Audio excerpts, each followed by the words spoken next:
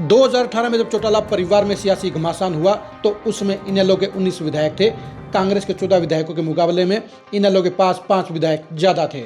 2018 में ऐसा माहौल नजर आ रहा था कि 2019 में इनेलो सरकार बना लेगी, लेकिन परिवार में हुए सियासी झगड़े ने सारा मटिया मेट कर दिया और इनेलो 2019 में जहां सिर्फ एक एमएलए बना पाई, वहीं पर दुष्यंत चौटाला अपनी नई पार्टी जेजेपी के साथ 10 एमएलए बनाकर बीजेपी के साथ सत्ता के साझेदार बन गए और डिप्टी सीएम भी बन गए। 2018 और 2019 में आईएनएलडी के 19 विधायकों और अकाली दल के समर्थक बलकौर सिंह समेत 20 विधायकों में से 17 विधायक बगावत कर गए थे, यानी इनेलो को छोड़ गए थे। इनमें से जहां 12 एमएलए बीजेपी में गए, वहीं पर 3 एमएलए कांग्रेस में गए।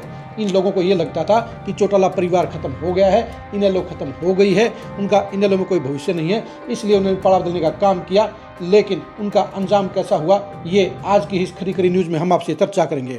नमस्कार, मैं हूं कुलदीप सुरान।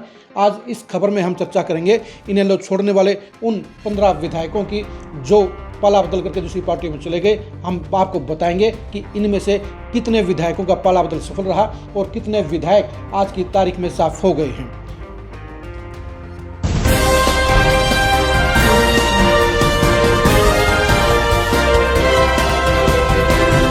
इनेलो को छोड़कर बीजेपी और कांग्रेस में जाने वाले सिर्फ 3 एमएलए ही ऐसे हैं जो आज की तारीख में सफल नजर आते हैं। पहले अशोक अरोड़ा जो कांग्रेस के थानेसर से विधायक बन गए हैं, दूसरे हैं बलवान दौलतपुरिया जो फतेहाबाद से एमएलए बन गए हैं और तीसरे हैं रणवीर गंगवा जो बीजेपी में मंत्री बन गए हैं। सबसे बड़ा फायदा रणवीर गंगवा को हुआ है क्योंकि वो 2019 में भी एमएलए बने और 2024 में भी एमएलए बने।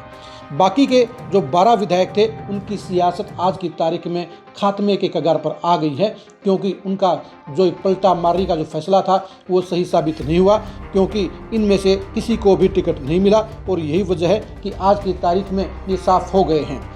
जो लोग बीजेपी में गए थे उनके भी हालत समान है और जो कांग्रेस में गए थे उनके हालात भी शामिल हैं। हम आपको बताते हैं कि वो 12 एमएलए कौन से थे जिनकी सियासत आज की तारीख में हाशिए पर पड़ी नजर आती है, जिनकी सियासत आज की तारीख में खतरे में नजर आती है और जिनका भविष्य अंधकार में नजर आता है।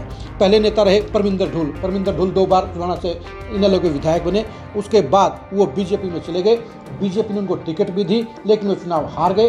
उसके बाद वो कांग्रेस में गए, लेकिन 2024 के चुनाव में वहां पर स्टार खिलाड़ी विनेश फोगाट आ धमकी, जिसके चलते परमिंदर ढुल का टिकट कट गया और वो जीतते हुए चुनाव से वंचित हो गए। आज की तारीख में उनकी सियासत खतरे में नजर आती है।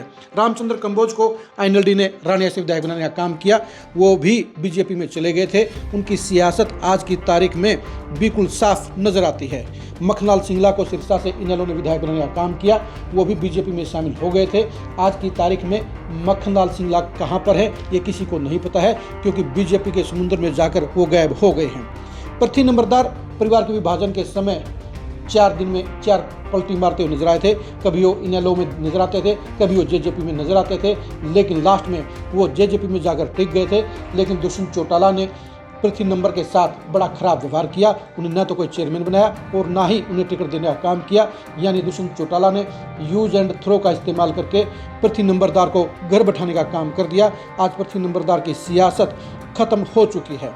वेद नारंग भी इनेलो के टिकट पर बरवाला से विधायक बने थे, वो बीजेपी में शामिल हो गए थे, लेकिन उनकी सियासत आज की तारीख में कहीं पर भी नजर नहीं आती है। यानी उनका सियासी सफर खत्म हो चुका है। रविंद्र बलियाला को रतिया से इनेलो ने विधायक बनाया था। बीजेपी ने उनको टिकट तो नहीं दी, लेकिन उनको अल्पसंख्यक बोर्ड का चेयरमैन बनाने का काम किया। लेकिन सियासी तौर पर रविंद्र बलियाला की सियासत भी आज खत्म होती हुई नजर आ रही है। जाकिर हुसैन और नसीम अहमद दोनों ही मेवात के बड़े चेहरे थे, दोनों बीजेपी में शामिल हुए। 2019 के चुनाव में दोनों हार गए। 2024 में जाकिर हुसैन ने चुनाव नहीं लड़ा, उनके बेटे ने इनेलो से चुनाव लड़ा, लेकिन बीजेपी में जाने के बाद ये दोनों ही नेता खात्मे के कगार पर पहुंच गए हैं। बलकौर सिंह को अकाली दल के साथ समझौते में इनेलो ने कालावाड़ी से विधायक बनाया था। उसके बाद वो बीजेपी में शामिल हुए। बीजेपी में 2019 का चुनाव हार गए, 2024 उनको टिकट नहीं मिला। ऐसे में वो भी पलटी मारकर कांग्रेस में चले गए, लेकिन उनकी सियासत भी आज की तारीख में 0 बटा सन्नाटा नजर आती है। राजदीप फोगाट उसमें 2018 में दादरी से विधायक थे, वो दुष्यंत चौटाला के साथ जेजेपी में गए लेकिन उनकी हिम्मत 2019 में चुनाव लड़ने की नहीं हुई। 2024 में भी जेजेपी की खस्ता हालत देखते हुए वो चुनाव लड़ने से पीछे हट गए और आज की तारीख में उनकी सियासत भी सड़क पर खड़ी नजर आती है। केर सिंह रावत को हथीन से एनएलडी ने विधायक बनाया था, वो बीजेपी में चले गए, लेकिन बीजेपी में जाने के बाद उनको टिकट नहीं मिली और यही वजह रही कि उनकी सियासत भी दम तोड़ती नजर आ रही है। उन्होंने 2024 में इंडिपेंडेंट चुनाव भी लड़ा, लेकिन उनकी जमानत जब्त हो गई। नगेंद्र भड़ाना एनआईटी से एनएलडी के विधायक बने थे, वो बीजेपी में गए, बीजेपी से चुनाव भी लड़ा, लेकिन चुनाव हार गए। 2024 में उनको टिकट नहीं मिला, यानी उनकी सियासत के सामने भी फुल स्टॉप का निशान लग गया है। साफ तौर पर कह सकते हैं कि इनेलो छोड़ने वाले इन 15 विधायकों में से 3 विधायक कामयाब रहे, जबकि 12 विधायकों का सत्यानाश हो गया है, उनकी सियासत का बंटाधार हो गया है। यानी 75% इनेलो छोड़ने वाले विधायकों की सियासत उस पालाबदल के फैसले के कारण खात्मे के कगार पर हो गई है। उनका ये फैसला आत्मघाती साबित हुआ है।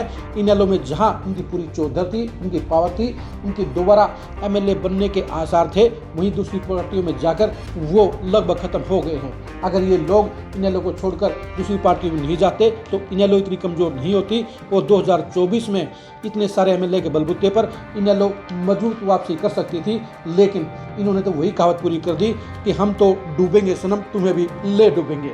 लेकिन इन विधायकों को ये नहीं पता था कि एनएलडी छोड़ने के बाद उनका सियासी सफर अंधकार के रास्ते पर चला जाएगा और उनका सियासी भविष्य खात्मे के कगार पर पहुंच जाएगा। आप एनएलडी छोड़ने वाले इन विधायकों के बारे में क्या कहेंगे, कमेंट करके जरूर बताइए। क्या इन नेताओं की सियासत अभी भी कुछ जिंदा बची है या ये सारे खात्मे के कगार पर पहुंच गए हैं? इसके बारे में कमेंट करके जरूर बताइए। आप हमारे फेसबुक पेज को फॉलो कीजिए, आप हमारे यूट्यूब चैनल को सब्सक्राइब कीजिए। नमस्कार।